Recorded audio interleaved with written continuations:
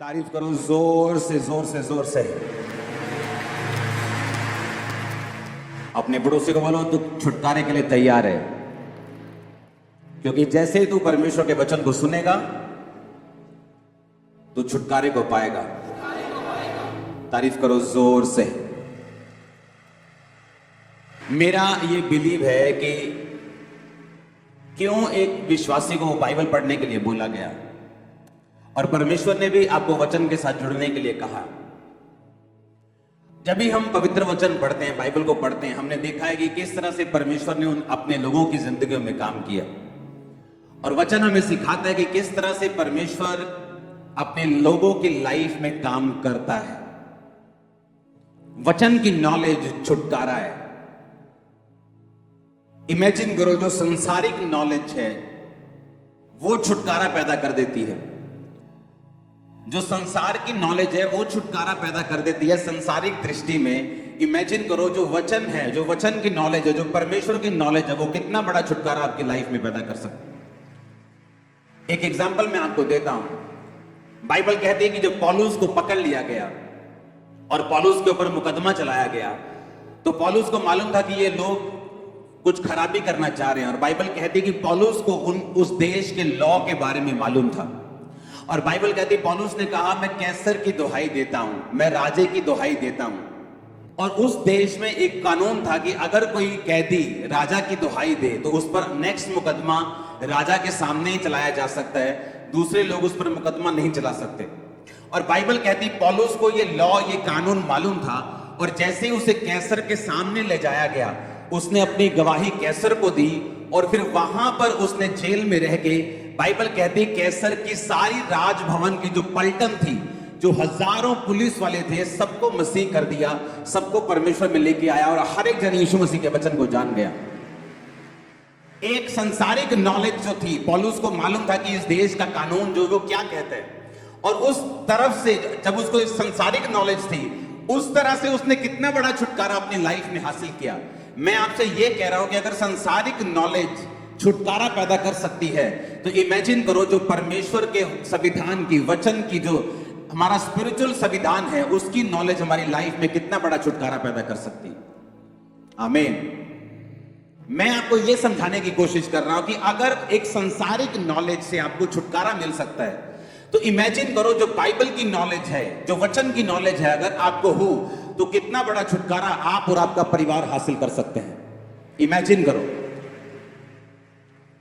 आज एक गवाही पाया हुआ विश्वासी, और वो जो गवाही पे गवाही पाता जा रहा है, और दूसरा विश्वासी जो इंतजार कर रहा है, उन दोनों में एक ही फर्क है कि एक विश्वासी को यह समझ आ चुका है कि मुझे गवाही किस तरह से लेनी है। एक विश्वासी को समझ आ चुका कि बाइबल के वचनों पे मुझे किस तरह से चलना है, मुझे किस तरह से परमेश्वर को प्रसन्न करना है, कौन सा काम मुझे नहीं करना, कौन सा काम मुझे करना है। जब उसे ये समझ आ जाती है, वो संविधान को समझ जाता है, बाइबल के संविधान को, बाइबल की आयतों को समझ जाता है, परमेश्वर के वचन को समझ जाता है, वो छुटकारे में एंटर करता है, और उसका घराना भी छुटकारे में एंटर करता है। Hallelujah, hallelujah. मैंने अपनी लाइफ में बड़ा छुटकारा देखा है, और मेरा विश्वास है कि मैं आपको गाइड कर सकता हूं उस छुटकारे के लिए जो आपको चाहिए। मैंने अपनी लाइफ में हर तरह का छुटकारा देखा है, वो मेरे परिवार का हो, मेरे आत्मा का हो, मेरे शरीर का हो, मेरे फाइनेंस का हो, हर तरह का डिलीवरेंस, हर तरह का छुटकारा, हर तरह के डिलीवरेंस मैंने अपनी लाइफ में ग्रहण किए, और मैं आपकी अगुवाई कर सकता हूं हर तरह के डिलीवरेंस को लेने के लिए। कुछ लोग बोलते हैं यीशु मसीह सिर्फ आत्मिक डिलीवरेंस दे सकता है, ऐसा नहीं, वो आपको शारीरिक भी डिलीवर कर सकता है, स्पिरिचुअल डिलीवरेंस दे सकता है, फाइनेंशियल डिलीवरेंस दे सकता है। उद्धार कई तरह का है, सिर्फ शारीरिक नहीं है, सिर्फ चंगाई नहीं है, सिर्फ आत्मा का उद्धार नहीं, फाइनेंस का भी उद्धार है, देश का भी उद्धार है, परिवार का भी उद्धार है। हर तरह का उद्धार है बाइबल में जो परमेश्वर आपको दे सकता है, अगर सिर्फ हम उसके वचन को सुने ध्यान से तो। आमीन। अपने पड़ोसी को बोलो ध्यान से सुनना, अपने पड़ोसी को बोलो ध्यान से सुन। आमीन। जिस छुटकारे की मैं आपसे बात कर रहा हूं, जो छुटकारा आपको चाहिए, मैं आपको बोल चुका हूं कि स्पिरिट में वो छुटकारा आपके अंदर एंटर कर चुका है। ये जस्ट आपके अंदर ग्रो होगा, और आप टेस्टिमनीज के साथ वापस आना शुरू हो जाएंगे। अब जो चीज मैं आपको बताना चाहता हूं, अगर आप ऐसे लोगों की बात करें जो बाइबल में हमारे हीरो हैं, जो अब्राहम है, जो दाऊद है, जो सुलेमान है, जो पतरस है, जो पौलुस है, अगर हम उनकी बात करें कि उनकी जिंदगी में जो छुटकारा आया वो किस तरह से आया, नोट करो अपनी बुक में इब्रानियों की पुस्तक 11 उसकी 8 से लेके 19 आयत तक। उसमें लिखा, विश्वास ही से अब्राहम जब बुलाया गया तो आज्ञा मानकर ऐसी जगह निकल गया जिसे मिरास में लेने वाला था, परंतु वह ना जानता था कि मैं किधर जाता हूं, तो भी निकल गया। विश्वास ही से उसने प्रतिज्ञा किए हुए देश में, परदेशी देश में परदेशी के समान रहकर इसहाक और याकूब समेत जो उसके साथ उसी प्रतिज्ञा के वारिस थे तंबुओं में वास किया, क्योंकि वह उस स्थिर नींव वाले नगर की बाट चाहता था जिसका रचने वाला और बनाने वाला परमेश्वर है। बाइबल कहती है कि विश्वास से अब्राहम निकल गया। कहां पर? परमेश्वर ने कहा अपने देश को, अपने परिवार को छोड़ दे और चला जा उस देश को जो मैं तुझे दिखाऊंगा। बाइबल कहती है उसने इंतजार नहीं किया और निकल गया घर से। यह भी मालूम नहीं था कि मैं इधर को जाऊं, उधर जाऊं, इधर जाऊं कि इधर जाऊं। जस्ट इतनी आज्ञा मिली थी कि अपने घर से निकल, अपना बैग पैक कर और निकल जा। जो देश मैं तुम्हें दिखाऊंगा उस देश में चला जा, अपने घर, कुटुंब, परिवार को छोड़ के चला जा। परमेश्वर ने कहा था जब महायाजक साल में एक बार गुनाहों के लिए लहू को बहाएंगे तो जो जानवर वो बलि करेंगे उसकी देह को छावनी के बाहर जलाया जाएगा। अगर उस जानवर की देह को छावनी के बाहर, शहर के बाहर, बस्ती के बाहर नहीं जलाया जाएगा तो तुम्हारा छुटकारा नहीं होगा। अब्राहम को परमेश्वर ने यही कहा, जब तक तू अपने कुटुंब, अपने परिवार, इन लोगों को छोड़कर, अपनी छावनी को छोड़कर नहीं जाता, मैं तेरा छुटकारा नहीं कर सकता।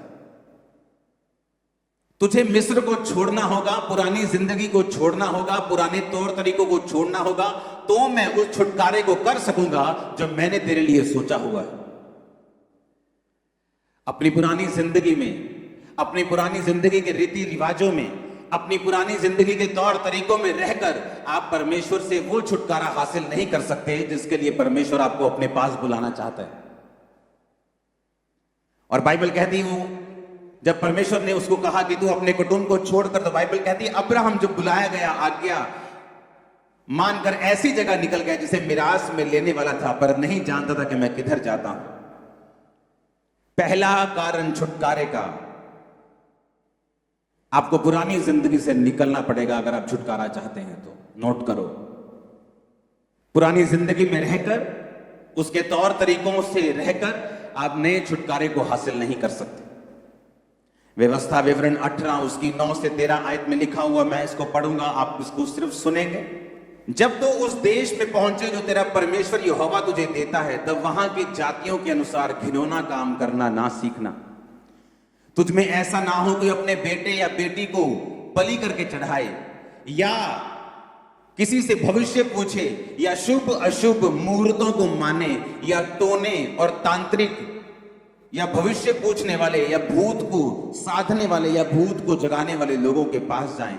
जितने ऐसे काम करते वो यहोवा के लिए घृणित है। मेरी दाहिनी आंख फड़क रही है, आज कुछ अच्छा होगा। मेरी बाहिनी आंख फड़क रही है, आज कुछ बुरा होगा। परमेश्वर कहता है जब तक तुम इन चीजों से नहीं निकलोगे, मेरा किया हुआ छुटकारा तुम्हें कभी नहीं मिलेगा। मैं घर से निकलूंगा 12:15 बजे, 11:45 नहीं निकलूंगा। मैं इस दिन को कार नहीं खरीदूंगा, मैं इस दिन को ये चीज नहीं लूंगा। परमेश्वर ने कहा जब तक तुम अशुभ और शुभ मुहूर्तों को मानते रहोगे, मैं तुम्हारा छुटकारा नहीं कर पाऊंगा। ये शाम को नहीं काटना, शाम को ये सफाई ना करना, सुबह को ये करना, दोपहर को ये करना, शाम को ये करना। परमेश्वर ने कहा जब तक तुम इन चीजों को मानते रहोगे, मैं तुम्हारा छुटकारा कभी नहीं करूंगा। उसने कहा अब्राहम मैं तुम्हें छुटकारा देना चाहता हूं, लेकिन तुझे अपने कुटुंब को छोड़कर निकलना पड़ेगा, क्योंकि जब तक तू इन लोगों में रहेगा तुझे इन्हीं के अनुसार चलना पड़ेगा, और जो मैं तेरी जिंदगी में करना चाहता हूं मैं नहीं कर पाऊंगा, क्योंकि परमेश्वर जो उसकी लाइफ में करना चाहता था, उसके लिए उसको यह मालूम होना चाहिए था कि सर्वशक्तिमान परमेश्वर ने ही मुझे यह बड़ा छुटकारा दिया है। जहां अब्राहम रहता था, उस देश के लोग बहुत बुद्धिमान समझे जाते थे। वो आपके सिर को देखकर आपका भविष्य बता देते थे। तो परमेश्वर को मालूम था कि जब तक अब्राहम इन लोगों में रहेगा, मैं अब्राहम को ब्लेस नहीं करूंगा। कई बार मैं आपको बता चुका हूं कि मेडिकल साइंस, डॉक्टर्स परमेश्वर ने खड़े किए हैं। बाइबल बताती है, पौलुस ने कहा तीमुथियुस को अपने पेट के बार बार बीमार होकर दाखरस काम में लाकर, बाइबल में यीशु मसीह ने कहा बीमार को वैद्य की जरूरत है। इसीलिए परमेश्वर ने कहा बीमार को वैद्य की जरूरत है। अगर परमेश्वर को यह बोलना होता कि बीमार को वैद्य की जरूरत ही नहीं है, वो सिर्फ मेरे पास आए, ऐसा नहीं। लेकिन कई बार परमेश्वर वैद्य की दवाई, मेडिकल साइंस को काम नहीं करने देता, ताकि आपको यह मालूम हो कि आपकी लाइफ में जो हीलिंग हुई है वो सिर्फ परमेश्वर ही कर सकता था और उसी ने की है। इसलिए हम ऑपरेशंस के खिलाफ नहीं है, हम दवाइयों के खिलाफ नहीं। हम लोगों को यही बोलते हैं आप पर हीलिंग की प्रार्थना हुई है, डॉक्टर कंफर्म करेंगे कि आपके पेट का रोग चला जा चुका है, आपका कैंसर खत्म हो चुका, आपको दवाई की जरूरत नहीं। डॉक्टर आपको बोलेगा दवाई की जरूरत नहीं, हम आपको नहीं कहेंगे दवाई की जरूरत नहीं। हम क्यों कहेंगे? आप मेरी बात समझ रहे कि नहीं? परमेश्वर ने कहा बीमारों को वैद्य की जरूरत है। अब यहां पर जब परमेश्वर को मालूम था कि मैं अब्राहम को जो ब्लेस करना चाहता हूं, इसको अपना बेटा, अपना वंश देना चाहता हूं। 72 साल का था अब्राहम और अभी तक उसके बच्चा नहीं हुआ था। लेकिन परमेश्वर को मालूम था कि पुरानी जिंदगी में रहते हुए, पुराने सब मुहूर्तों को, अशुभ शुभ चीजों को मानते हुए मैं अब्राहम का बड़ा छुटकारा नहीं कर सकता। इसलिए परमेश्वर ने कहा, जब परमेश्वर आपको कोई बात करने के लिए कहता है, जैसे परमेश्वर ने मेरे दोस्त सारे छुड़वा दिए जब मैं मसीह में आया, एक भी दोस्त नहीं था मेरे पुरानी जिंदगी का जिससे मैं रोज बात कर सकूं। क्या करता मैं उनसे बात करके? वो सिर्फ दारू की बात करते, नशे की बात करते, लड़कियों की बात करते और कोई बात वो नहीं करते। और धीरे धीरे परमेश्वर ने वो दोस्त 1-2 महीने में मेरे छुड़वा दिए, क्योंकि परमेश्वर जानता था कि जब तक ये पुरानी जिंदगी में रहेगा, एक बड़ा छुटकारा, एक बड़ी लाइफ, एक बड़ी योजना जो मैं इसे दिखा रहा हूं, ये देख नहीं पाएगा। उसके लिए मुझे पहले इसको अलग करना पड़ेगा, अलग करके तैयार करना पड़ेगा, और उसके बाद मैं इसे सिखाऊंगा, समझाऊंगा, खड़ा करूंगा, छुटकारा दूंगा, जैसा आज आपके सामने है। तो परमेश्वर को मालूम था ये चीज कि मुझे इसको तैयार करना है। जब कुम्हार मिट्टी बनाने के लिए बर्तन को तैयार करता है तो वो क्या करता है? पहले ग्राउंड में से एक ग्राउंड में से एक जगह से मिट्टी को इकट्ठा करता है। अगर बर्तन बोले कि नहीं मुझे बर्तन भी बनना है, मुझे सबसे अलग भी दिखना है, मुझे वो मिट्टी नहीं बनना जो पैरों के नीचे आती है, मुझे वो बर्तन बनना है जो मुंह से लगाया जाता है, लेकिन मुझे इसी मिट्टी में रहना है, मुझे इसी ग्राउंड में रहना है, तो ऐसा पॉसिबल नहीं। उसे उस ग्राउंड से निकालना पड़ेगा अगर उसे मिट्टी का बर्तन बनना है तो। बाइबल कहती है जब उसे ग्राउंड से निकाला जाएगा, उसे अलग ले जाया जाएगा, और फिर उस पर क्या होता है? उसको बपतिस्मा दिया जाता है, मिट्टी को गीला किया जाता है, मिट्टी को गूंथा जाता है। इसलिए बपतिस्मे के बिना कभी भी आपका छुटकारा नहीं होता, बाइबल कहती है। और जब आपका बपतिस्मा दिया जाता है, मिट्टी को बपतिस्मा देने के बाद उसे गूंथा जाता है, उसे मारा जाता है, जैसे परमेश्वर आपकी परीक्षा करता है। उसमें से रोड़ों को, उसमें से वट्टों को निकाला जाता है, जिस तरह परमेश्वर आपकी कमियों को निकालता है। आपको छुटकारा देने से पहले, आपको मनपसंद बर्तन बनाने से पहले वो आपके व्यभिचार को निकालता है, चोरी को निकालता है, मूर्ति पूजा को निकालता है, वो चीजों को खत्म करता है जो आपकी लाइफ में सही नहीं।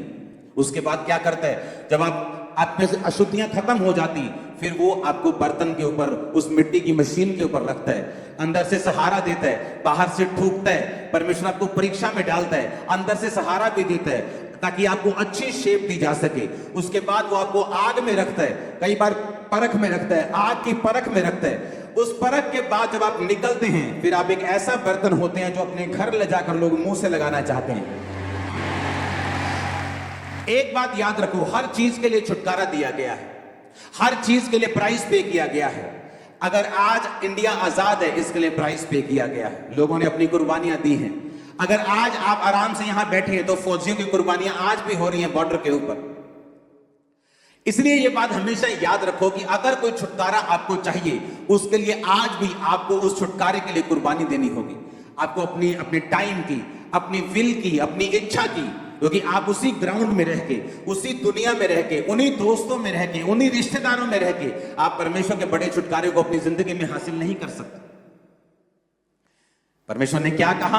परमेश्वर ने कहा तुम में कोई ऐसा ना हो जो अपने बेटे या बेटी को बलि चढ़ाए, भविष्य पूछने वाला हो, शुभ अशुभ मुहूर्त को मानने वाला हो, तो मैं तुम्हारा छुटकारा फिर नहीं कर पाऊंगा। हालेलुया। औरतों को आदत होती सबसे ज्यादा ये चीजों को मानने की, और इसलिए सबसे ज्यादा बंधन भी उन्हीं की जिंदगियों में रहते हैं। परमेश्वर ने कहा जब तुम मसीह में हो सब कुछ नया हो चुका है। तुम 12:15 निकलोगे या 11:45, तुम्हारे लिए ब्लेसिंग होगी। तुम जिस मर्जी बार को निकलोगे ब्लेसिंग होगी, जिस मर्जी बार को जो मर्जी खाओगे ब्लेसिंग होगी। वहां में ऊंचा चाहिए। यहां पे अब्राहम को छुटकारा कैसे मिला? बाइबल कहती है उसने परमेश्वर की आवाज को सुना कि अगर परमेश्वर मुझसे कह रहा है तो ये मेरे फायदे के लिए है। वो मुझे दुखी नहीं करना चाहता, वो मुझे बोर नहीं करना चाहता, वो मुझे तंग नहीं करना चाहता, पर वो मेरी जिंदगी में बड़ा छुटकारा देना चाहता है। इसलिए परमेश्वर ने कहा तुम्हारी सोच में मेरी सोच में जमीन और आसमान का फर्क है। तुम्हारे काम करने के तरीकों में मेरे काम करने के तरीकों में जमीन और आसमान का फर्क है। इसलिए हमें उसी के अनुसार चलना है जो परमेश्वर कहता है, जो वचन कहता है। अगर हम उसी चीज के अनुसार चलेंगे तो बड़ा छुटकारा आप पाने वाले यीशु मसीह के नाम में। दूसरी बात, छुटकारा उनको मिलता है। दूसरा पॉइंट यह है आज की मीटिंग का, छुटकारा उन लोगों की जिंदगियों में हासिल होता है जो परमेश्वर की योजना को अपनी जिंदगी के छुटकारे से भी ज्यादा बड़ा स्थान देते हैं। अब्राहम को मालूम था कि परमेश्वर ने उसे बेटा देने के लिए बुलाया है। अब्राहम को मालूम था कि परमेश्वर ने उसके वंश को बढ़ाने के लिए बुलाया है। पर बाइबल कहती एक समय ऐसा आया जब अब्राहम को यह शक रूपी विश्वास हो गया कि अब उसके बेटा नहीं हो सकता। और जब दूत ने कहा कि अगले साल तेरे बेटा होगा, उसने कहा अब मुझसे मजाक ना कर। मेरी पत्नी जो बहुत बूढ़ी हो चुकी है, जिसका मासिक धर्म बंद हो चुका है, अब हमारे संतान नहीं होगी। लेकिन हम परमेश्वर में ही हैं, हम भागे नहीं हैं, हम दौड़े नहीं हैं, हम यहोवा से दूर नहीं हुए, हम अपने देश में वापिस नहीं गए। उसने कहा उन्होंने पराये देश में परदेसी के समान उन दिनों को बिताया जब लोगों की जिंदगी में गवाही नहीं बनती। उनके अपने लोग उन्हें खींचते हैं, पुरानी जिंदगी उन्हें खींचती है, पुराने लोग, पुराने रीति रिवाज, पुराने रिश्तेदार उन्हें खींचते हैं, शैतान उन्हें खींचने की कोशिश करते हैं। लेकिन जब अब्राहम को मालूम हो गया कि मैं जिस परमेश्वर के पीछे चला हूं ये जीवित परमेश्वर, एकमात्र परमेश्वर, बाइबल कहती परदेसी के समान उसने जीवन बिताया। और उसको एक दिन यकीन हो गया कि अब मेरे बच्चा भी नहीं होगा, तो भी उसने परमेश्वर की आराधना करनी नहीं छोड़ी। किन लोगों की जिंदगी में छुटकारा एंटर करता है, किन लोगों की जिंदगी में छुटकारा जाता है? वो लोग जो परमेश्वर को, उसकी योजना को अपने छुटकारे से भी ज्यादा प्यार करते हैं, अपनी हीलिंग से ज्यादा प्यार करते हैं, अपनी प्रार्थना के उत्तर से कम परमेश्वर से ज्यादा प्यार करते हैं। उन लोगों की जिंदगी में छुटकारा एंटर करते हैं।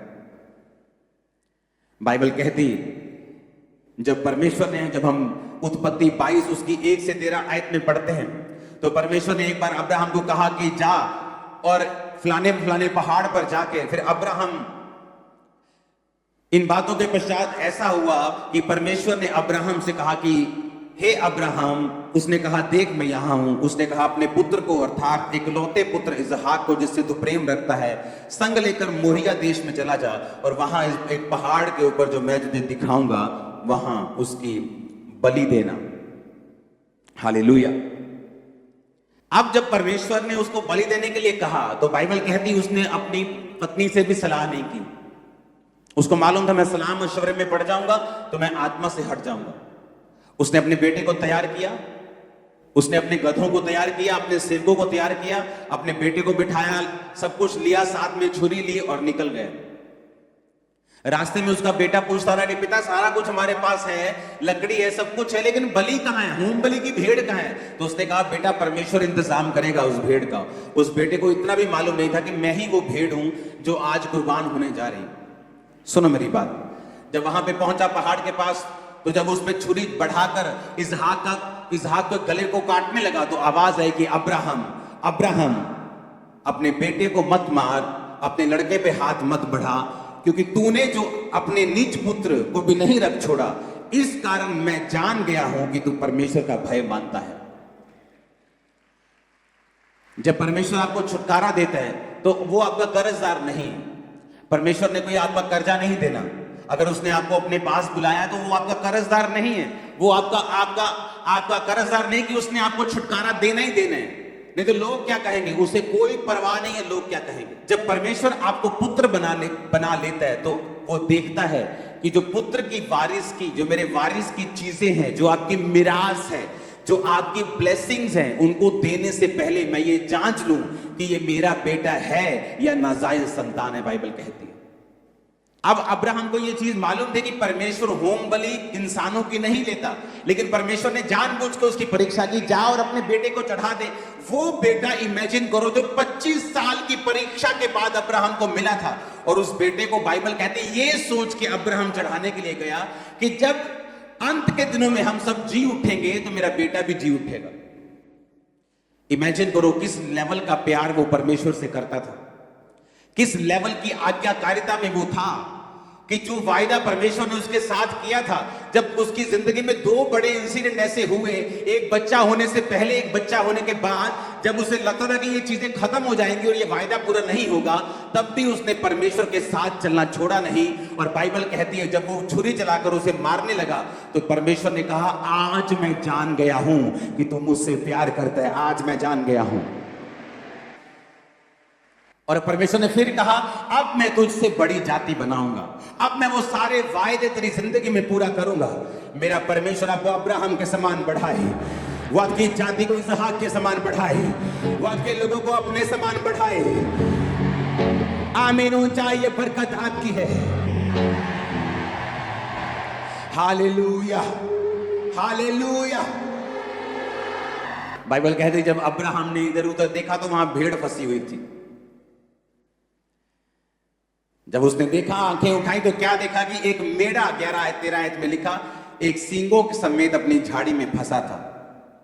आप जानते हैं अब्राहम जब घर से निकला, मैं आपको वचन इसलिए सिखा रहा हूं कि आपको मालूम हो कि अगर किसी ने छुटकारा पाया है तो इत्तेफाकन नहीं पाया।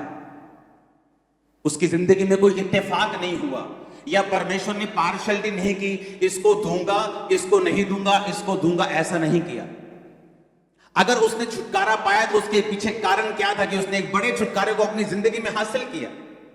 बाइबल कहती जब उसने इधर उधर देखा तो एक मेढ़ा झाड़ियों में, लकड़ियों में फंसा हुआ था। आप जानते जब अब्राहम घर से निकला तो वो लकड़ियां लेकर निकला था।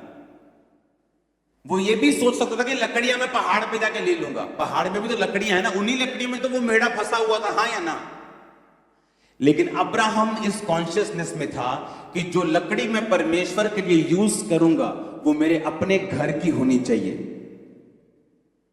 मैं जो ऑफरिंग परमेश्वर को दे रहा हूं मैं उसे फ्री में कहीं से हासिल नहीं करूंगा। जिस जगह पर दाऊद को परमेश्वर ने दर्शन दिया उस जगह को दाऊद ने खरीदना चाहा तो खरीदार ने कहा तू ऐसे ही मुझसे ले ले। उसने कहा मैं इस जगह का पूरा प्राइस तुझे दूंगा, मैं यहोवा की कोई भी चीज को फ्री में नहीं करूंगा।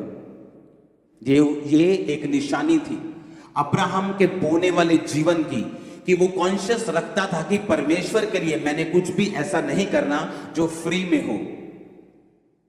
उसे मालूम था, घर से लकड़ियां लेके वो चला और बाइबल कहती परमेश्वर ने भेड़ का इंतजाम किया। अगर कोई ऐसा होता जो लकड़ियां भी वहीं से लेता तो शायद वहां लकड़ियां खत्म हो चुकी होती तो भेड़ा किसी लकड़ी में फंसता ना। जब आपके दिमाग में, आपकी स्पिरिट में ये बात आ चुकी है कि मुझे बोना है, आपकी स्पिरिट में ये बात आ चुकी है मुझे अलग टाइम में रहना है, आपकी स्पिरिट में ये बात आ चुकी मैं मसीह में हूं, पुरानी बातें बीत गई, जब मैंने बपतिस्मा लिया तो शुभ अशुभ मुहूर्त सब खत्म हो गए, सब आंखों का फड़कना बंद हो गया, सब 12:15 पौने 12 खत्म हो गए, सब तरह के जादू टोने टोटके सब खत्म हो गए। अब मैं मसीह में आजाद हूं, परमेश्वर मेरे साथ है, उसका आत्मा मेरे साथ है, जब मेरी मर्जी में जाऊं खुदाबंद मेरे साथ रहेगा। That's it. उस दिन आप छुटकारे में एंटर कर जाएंगे, उस दिन आपका छुटकारा हो जाएगा, उस दिन आप समझ जाएंगे कि परमेश्वर ने आपको फ्री होने के लिए बुलाया है। हालेलुया, जोर से बोलो हालेलुया। अब्राहम के अंदर ये आदत थी कि अब्राहम ने अपने छुटकारे को खुदाबंद से कम प्यार किया है। आज अगर मैंने छुटकारा हासिल किया हुआ है, यहां बैठा हूं, तो मेरी ये टेस्टिमनी है कि मैंने अपने छुटकारे से पहले परमेश्वर से प्यार किया है। एक समय था जब मैं अपने छुटकारे के लिए परमेश्वर को बड़ी ताने मैंने देता था कि परमेश्वर तू लोगों का छुटकारा कर देता है, मेरा नहीं करता। तू लोगों को हील कर देता है, मुझे नहीं करता। मैं भी सेवा करता हूं लेकिन तू मुझे टच नहीं करता। मैं भी सेवा करता हूं लेकिन तू मुझे हील नहीं करता। मैं प्रार्थना करता हूं, लोग चंगे हो जाते हैं। मैं मीटिंग करवाता हूं, दूसरे लोग टेस्टिमनीज दे जाते हैं। मेरे सामने लोग आके अधर्म से ठीक हो जाते हैं, फिर चर्च आना शुरू कर देते हैं, लेकिन मेरा छुटकारा तो नहीं करता। लेकिन मैं ये नहीं जानता था कि परमेश्वर की योजना मेरी जिंदगी में बड़ी है और वो मुझे छुटकारा देना चाहता है, लेकिन वो मुझे ट्रेन कर रहा था कि अगर मैं छुटकारा ना भी पाऊं तो क्या मैं सेवा करने के लिए तैयार हूं, क्या परमेश्वर को मानने के लिए तैयार हूं, क्या उसकी सेवा करने के लिए उसको प्यार करने के लिए तैयार हूं। जितने लोगों को छुटकारा चाहिए, ये बात को इमेजिन करके, सोच के अपनी जिंदगी में पकड़ के रखना, गंढ बन के रखियो पंजाबी च कहते हैं। अगर अपने छुटकारे को परमेश्वर से ज्यादा प्यार करोगे तो छुटकारा कभी आपको हासिल नहीं होगा। सबसे पहला प्यार आपको परमेश्वर को करना है। बाइबल कहती है अब्राहम ये जानकर भी कि अब मेरे बच्चा नहीं होगा, उसने यहोवा को नहीं छोड़ा। ये जानकर भी जो बच्चा हो गया है अब इतने सालों बाद और बड़ा हो गया है, फिर भी कुर्बान करने के लिए चल पड़ा बिना किसी सलाह मशवरे के। यह साबित करता है कि अब्राहम परमेश्वर से प्यार करता था। तीसरा पॉइंट लिखो अपने कॉपी और पेन में। अगर आपका ध्यान आत्मिक नहीं है तो भी आपकी जिंदगी में आपको छुटकारा नहीं मिलता। जितने लोग सिर्फ चंगाई को ढूंढते हैं, सिर्फ बरकत को ढूंढते हैं, सिर्फ मेरा डाइवोर्स कैंसिल हो जाए, सिर्फ मेरा एक्सीडेंट ये मैं ठीक हो जाऊं, और उन्हें आत्मिक जिंदगी से कोई लेना देना नहीं। प्रार्थना की है नहीं की, चोरी की आदत है कि नहीं है, व्यभिचार करते हैं कि नहीं करते, हम अभी भी शुभ अशुभ मुहूर्तों को मानते हैं कि नहीं मानते, हम ये काम करते हैं कि नहीं करते, उनको कोई मतलब नहीं। उनको अपनी आत्मिक जिंदगी से कोई मतलब नहीं। प्रार्थना की है कि नहीं, कोई मतलब नहीं। वचन पढ़ते हैं, बाइबल पढ़ते हैं कि नहीं पढ़ते, रोजा रखते हैं, गालियां निकालते हैं कि नहीं, उन्हें कोई मतलब नहीं। बाइबल कहती है, जब हम इब्रानियों की पुस्तक 11 उसकी 10 आयत को पढ़ते तो वहां लिखा, क्योंकि वह उस स्थिर नींव वाले नगर की बाट जोता था जिसका रचने वाला और बनाने वाला परमेश्वर है। बाइबल कहती है कि जब अब्राहम को यह मालूम हो गया कि मेरे बच्चा नहीं होगा, तो क्या ऐसी सोच थी उसके दिमाग में जिस सोच ने उसको ये परमेश्वर में बनाए रखने पर मजबूर कर दिया कि अब तेरे बच्चा नहीं होगा तो आगे क्या। बाइबल कहती वो उस स्थिर रहने वाले, फिर से पढ़ेंगे 10 आयत को, क्योंकि वह उस स्थिर नींव वाले नगर की बाट जोता था जिसका रचने वाला और बनाने वाला परमेश्वर है। बाइबल कहती है धरती और पृथ्वी, धरती और आसमान हिलाए जाएंगे। धरती पर कोई भी नगर स्थिर नींव वाला नहीं है।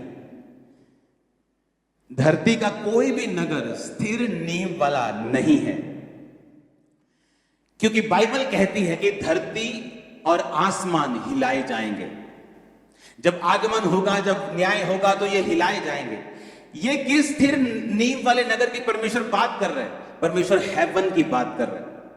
जब अब्राहम को ये बात मालूम हो गई कि मैं शायद ये छुटकारा ना पाऊं, तो बाइबल कहती उसने ये सोच लिया था कि कोई बात नहीं, अगर मैं इस दुनिया में आशीषित इस आशीष से नहीं हुआ तो भी मैं स्वर्ग में जा रहा हूं, मैं उद्धार पा चुका हूं, मैं यहोवा के पास जा रहा हूं। कोई भी विश्वासी अगर इस सोच को नहीं रखता तो मैं आपको बता सकता हूं लाइफ में कहीं ना कहीं जाकर वो छुटकारे को नहीं हासिल कर पाएगा और कहीं ना कहीं जाकर वो अटक जाएगा।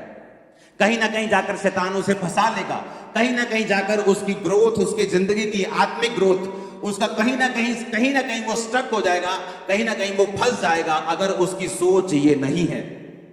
बाइबल कहती है जब अब्राहम को विश्वास हो गया कि अब मेरी जिंदगी में बेटा नहीं होगा, बाइबल कहती किस कारण वो बना रहा परमेश्वर में, क्योंकि वो स्थिर नींव वाले नगर की बाट जोता था जिसका रचने वाला और बनाने वाला परमेश्वर है। अब्राहम ये सोच चुका था कि कोई बात नहीं, अगर ये ब्लेसिंग मेरी लाइफ में नहीं है मैं स्वर्ग जा रहा हूं। कोई बात नहीं, अगर बेटा नहीं हुआ मैं स्वर्ग जा रहा हूं। कोई बात नहीं, अगर फाइनेंशियल ब्लेसिंग नहीं है मैं स्वर्ग जा रहा हूं। कोई बात नहीं, अगर हीलिंग नहीं हुई मैं स्वर्ग जा रहा हूं। परमेश्वर ने कहा अगर तुम्हारा ऐसा विश्वास नहीं है तो शैतान तुम्हारे अंदर रुकावटों को पैदा करेगा, तुम्हारी हीलिंग में रुकावट होगी, तुम्हारे छुटकारे में रुकावट होगी। क्योंकि शैतान को अगर ये बात समझ आ गई कि अगर वो तुम्हारी हीलिंग को रोक ले तो तुम परमेश्वर से रुक जाओगे, वो तुम्हारी हीलिंग को रोक लेगा। क्योंकि शैतान को वो बड़ा इंटरेस्टेड है तुम्हारे उद्धार को खत्म करने के लिए। वो बड़ा इंटरेस्टेड है कि तुम्हारा उद्धार जो है वो कभी ना हो। वो बड़ा उसको तुम्हारी हीलिंग रोकने से कोई लेना देना नहीं। उसको हीलिंग ना हो, छुटकारा हो, पैसे की बरकत मिले, उसको कोई लेना देना नहीं। वो इन चीजों को रोकता है ताकि तुम्हारे उद्धार पर चोट कर सके, तुम्हें परमेश्वर से दूर लेके जा सके। और बाइबल कहती है अब्राहम इसीलिए बना रहा क्योंकि उसका जो दिमाग था वो उद्धार की ओर था, वो मुक्ति की ओर था, कि वो उस स्थिर नींव वाले नगर की बाट जोता था। पढ़ेंगे उस आयत को जिसका रचने वाला और बनाने वाला परमेश्वर है। आमीन। मैं आपको फिर कह रहा हूं, अगली आयत में लिखा विश्वास से सारा ने बूढ़ी होने पर गर्भ धारण करने की सामर्थ पाई। सामर्थ तब काम करती है जब आपके अंदर फेथ होता है। फेथ सिर्फ यही नहीं, विश्वास सिर्फ यही नहीं कि एक दिन प्रभु मुझे चंगा करेगा या उसके कोड़े खाने से मैं चंगा हो चुका हूं। विश्वास इसको भी कहते हैं, वो चंगा करे ना करे, वो मेरा परमेश्वर है, मैं स्वर्ग जा रहा हूं, मैं उद्धार पा चुका हूं, मैं परमेश्वर की संतान हूं। आमीन। और जब आप ऐसा विश्वास रखते हैं, जब आपका विश्वास अटल है, आपने परमेश्वर में जीने और मरने का फैसला कर लिया है, आप भी सामर्थ पाएंगे इम्पॉसिबल चीजों को पॉसिबल करने की। वचन कहता है सारा ने सामर्थ पाई गर्भ धारण करने की। मैं आपको सामर्थ देता हूं यीशु के सामर्थ्य नाम में सब कुछ धारण करने की। मैं अनॉइंट करता हूं आपको यीशु मसीह के सामर्थ्य नाम में सारा की तरह ब्लेसिंग लेने की सामर्थ को आपकी लाइफ के ऊपर रिलीज करता हूं। आमीन। चाहिए बरकत तुम्हारी है चर्च। Hallelujah, hallelujah. याद रखो मेरी बात को कान खोलकर सुनना। दुनिया की हर ब्लेसिंग आप लोगों के लिए बनाई गई है। दुनिया की हर बेस्ट चीज तुम्हारे लिए बनाई गई है। आपको क्या लगता है दुनिया की बेस्ट ब्लेसिंग पापियों के लिए बनाई गई? दुनिया की बेस्ट मैरिज लाइफ पापियों के लिए बनाई गई? दुनिया की बेस्ट फाइनेंशियल लाइफ पापियों के लिए बनाई गई? बताओ तो, हाँ या ना?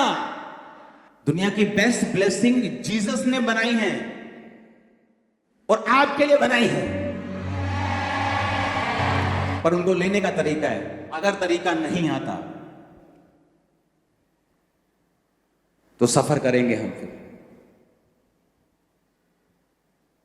अगर तरीका नहीं आता तो बल्ब बेचने वाला भी कई बार अंधेरे में रह सकता है अगर उसकी दिक्कत हो दुकान में। तो अपने अगर कनेक्शन कटे हुए तो बेचता बल्ब हो तो उसके अपने दुकान में अंधेरा रह सकता है। छुटकारा परमेश्वर ने हमें सिखाया है किस तरह लेना है। दिमाग आत्मिक रखना है, दिमाग स्वर्ग के ऊपर रखना है, दिमाग उद्धार के ऊपर रखना है कि मेरा उद्धार हो चुका है, मैं स्वर्ग जा रहा हूं। ये आनंद आपके अंदर होना चाहिए। अगर ये आनंद आपके अंदर है तो आप परमेश्वर को कभी नहीं छोड़ेंगे, चाहे आपकी प्रार्थना का उत्तर कुछ देर के लिए ना भी आए तो। लेकिन अगर ध्यान आत्मिक नहीं है, अगर ध्यान स्वर्ग की ओर नहीं है, अगर ध्यान धरती की चीजों की ओर है, तो जहां फिर आपको ये चीजें ऑफर होंगी फिर आप वहां पर भागेंगे। फिर जब तो बोलेगी बहन जी पापा बहुत सियाना एक कर ही आ जाओ बस, आप जाएंगे क्योंकि आपको आपके कैंसर से शिफा चाहिए। और परमेश्वर आपको सिर्फ शिफा नहीं देना चाहता, वो आपके लिए बड़ी योजना रखता है। वो आपके परिवार को सेव करना चाहता है, वो आपको लंबी आयु देना चाहता है, वो स्वर्ग के अधिकारी आपको बनाना चाहता है, वो जयवंत जीवन आपको देना चाहता है। लेकिन उसको लेना हमने लेना है तरीके के साथ, हमने लेना है सही रीति के साथ, सही तरीकों को अपनाते हुए उसे हमने लेना है। इसलिए अच्छी चर्च में जाना जरूरी है, जीवित चर्च का हिस्सा बनना जरूरी है। इसीलिए जहां वचन की गहराई हो उस चर्च में जाना जरूरी है, जहां सामर्थ्य हो वहां जाना जरूरी है, ताकि जो छुटकारा बाइबल में आपके लिए निर्धारित है आप उसे पा सकें। कितनों को मेरी बातें समझ आ रही हैं? और ये परमेश्वर का प्लान है आपकी लाइफ में कि अगर आप पुरानी जिंदगी से अलग नहीं होते छुटकारा नहीं होता। मैंने आपको एग्जांपल समझाई है, मिट्टी के बर्तन की कुम्हार किस तरह से उसे बनाता है। वो उसे दुनिया से अलग करता है, वो उसे ऑन ग्राउंड से अलग करता है, उसको उसकी अशुद्धियां निकालता है, उसको पानी का बपतिस्मा देता है, उसको गूंथता है, फिर उसको बर्तन पे रखता है, फिर उसको आग में रखता है, फिर जाकर वो बर्तन बनता है। लेकिन आज का विश्वासी आग में नहीं जाना चाहता, आज का विश्वासी परख में नहीं जाना चाहता। वो बर्तन बनना चाहता है आदर का, लेकिन परख में जाना नहीं चाहता। लेकिन बाइबल कहती है जितने भक्ति के साथ जीवन बिताना चाहेंगे वो सब लोग सताए जाएंगे। हालेलुया, ऊंची आवाज से बोलो हालेलुया। 15 आयत में लिखा, इब्रानियों 11 उसकी 15 आयत, और जिस देश से वो निकल आए थे यदि उसकी सुधि करते तो उन्हें लौट जाने का अवसर था, परंतु वे एक उत्तम अर्थात स्वर्गीय देश के अभिलाषी हैं, इसलिए परमेश्वर उनका परमेश्वर कहलाने में उनसे शर्माता नहीं, क्योंकि उनके लिए एक नगर तैयार किया गया है। बाइबल कहती है यदि वो उस देश से जहां से निकल आए थे उसको याद करते, कितना सोना यार मैं पैग लांदा सी। हाँ, जैसे मिस्री बोलते थे, ओ यार किथे ले आए तू, अं उथे क्या प्याज खाते थे, वहां पे हम लहसुन खाते थे, मछलियां खाते थे, कहां जंगल में तुम मन्ना मन्ना करी जा रहे हो, रोज बोर हो गए मन्ना खा खा के। हम पुराने देश को याद करना, पुराना सिगरेट, पुराना सूटा, पुरानी पंग, पुरानी सहेली, पुराना सहेला, उसको याद करना। उसने कहा अगर तुम उन चीजों को याद करते तो उन्हें लौट जाने का अवसर होता। अगर मुझे लौटना नहीं है वापिस तो मैं याद क्यों करूंगा? फिर जिस गली मुझे जाना ही नहीं मैं उसका एड्रेस क्यों पूछूंगा?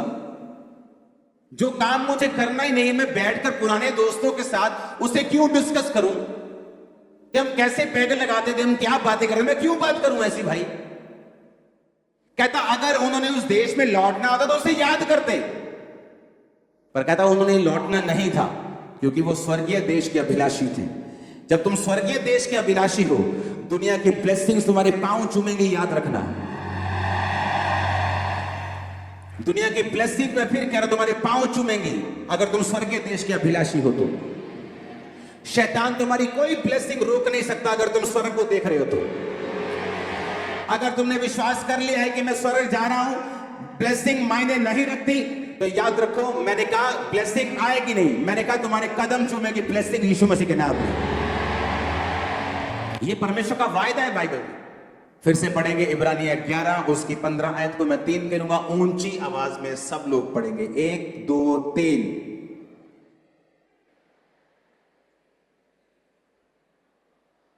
अभी भी मजा नहीं आया मेरे को, और ऊंची आवाज में चिल्लाकर पढ़ेंगे। 1 2 3।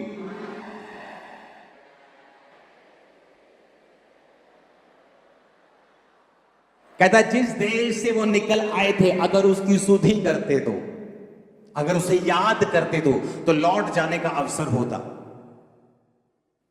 मिस्री याद करते रहते थे, ओ उस देश में हम मछलियां खाते थे, ओ उस देश में हम प्याज खाते थे, ओ उस देश में हम ये खाते थे, तुम हमें जंगल में मरने के लिए ले गए आए हो। उन्हें ये नहीं दिख रहा था कि तुम बच गए हो, उन्हें ये नहीं दिख रहा तुम गुलामी से आजाद हो गए हो, तुम शैतान की गुलामी से आजाद हो गए, तुम आगे जा रहे हो। परमेश्वर तुम्हें कहीं बेस्ट देशों में लेके जा रहा है जहां तुम अपने मालिक खुद होंगे, जहां तुम खुद राज करोगे। वो नहीं देख रहे थे, लेकिन हम क्या खाते थे, और हम कौन सा पाप करते थे, कौन से ब्रांड का गुटखा खाते थे, कौन से ब्रांड की बियर पीते थे, कौन से ब्रांड की सिगरेट, सब याद आ रहा है। अगर कहता तुम्हें वो याद करते तो लौट जाने का अवसर होता। इसका मतलब हमें याद नहीं करना। दिमाग में जब याद आए तो और जगह दिमाग लगा लो। बाइबल कहती है अपने विचारों को काबू में रखना है, अपने विचारों को पकड़ लेना है और मसीह के अधीन कर देना है, ताकि परमेश्वर की ब्लेसिंग तुम्हें बनी रहे। आमीन। अपने विचारों को पकड़ के रखना है। अगर मुझे जाना ही नहीं जिस रास्ते में, मुझे जिस गली में फ्रेंडशिप तय करनी नहीं, मैं उस गली से निकल के क्यों जाऊंगा? मैं आधा अधूरा कच्चा पक्का क्यों रहूंगा? लोग आधे अधूरे कच्चे पक्के हैं, रहते मसीह में, करते कुछ और है। अगर मुझे व्यभिचार नहीं करना तो मैं नहीं तेरे ना गल करनी। आधा घंटा यही बात होती, नहीं तू रख फोन, नहीं मैं नहीं तेरे ना गल करनी। अगर मुझे बात नहीं करनी, मैं हेलो क्यों कर रहा हूं? मुझे नहीं करना, मैं काट दूंगा, ब्लॉक कर दूंगा अगर मुझे हेलो नहीं करनी तो। आमीन। बात यह है कि हम खुद सीरियस नहीं है अपने डिलीवरेंस के लिए, और मैं आपको दावा करता हूं ये 7 हफ्ते डिलीवरेंस का वचन सुनो और बाय फोर्स टेस्टिमनीज के साथ वापिस आओ यीशु के नाम में। आमीन आमीन। आपको ये बात समझनी होगी कि आपको स्वर्गीय देश के अभिलाषी होना होगा। 16 में लिखा, वे एक उत्तम अर्थात स्वर्गीय देश के अभिलाषी हैं। जो उनके अंदर अभिलाषा थी वो स्वर्गीय देश की थी, वो स्वर्ग की थी। आपके अंदर जो अभिलाषा होनी चाहिए वो स्वर्ग जाने की होनी चाहिए कि मैं स्वर्ग का वारिस हूं, मैं अनंत जीवन मैंने पा लिया है। तो बाइबल कहती है जो स्वर्ग के वारिस होने के लिए आनंदित हैं वो अपनी शरीर की ब्लेसिंग्स को भी पा लेंगे। परमेश्वर वचन में एक बात कहता है, उसको मैं बोलकर आमीन करूंगा और उसके बाद हम प्रार्थना करेंगे। परमेश्वर वचन में कहता है कि जिस परमेश्वर ने अपना एक लौता बेटा तुम्हें दे दिया, क्या वो संसार की आशीषें तुमको नहीं देगा? इमेजिन करो